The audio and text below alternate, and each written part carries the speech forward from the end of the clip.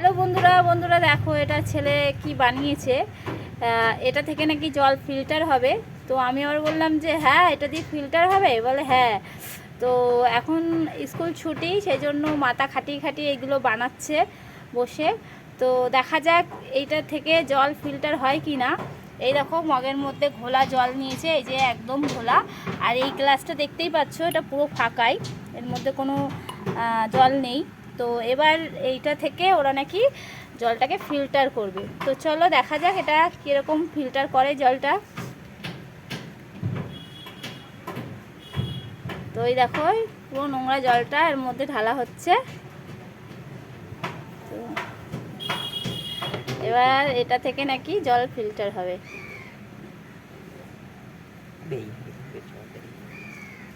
আমি কিন্তু একটু স্কিপ করলাম না, তোমাদের একদম সরাসরি দেখাচ্ছি। এই যে, তো চলো দেখা যাক জলটা সত্যি ফিল্টার হয় কি না, ওদের বুদ্ধি কাজে লাগে কি না সেটাই দেখা যাক।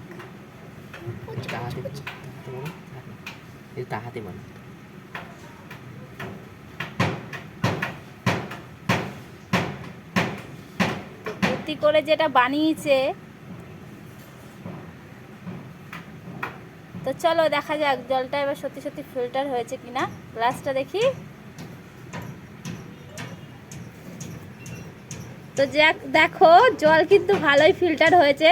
ওই জলটা দেখা, ওই জলটাই দেখো এরকম ঘোলা জল ছিল, সেই জলটা কিন্তু এই যে দেখো এরকম ফিল্টার হয়ে বেরিয়ে এসছে, কত পরিষ্কার জল। তো ওদের বুদ্ধি সত্যি তারিফ করতে হবে।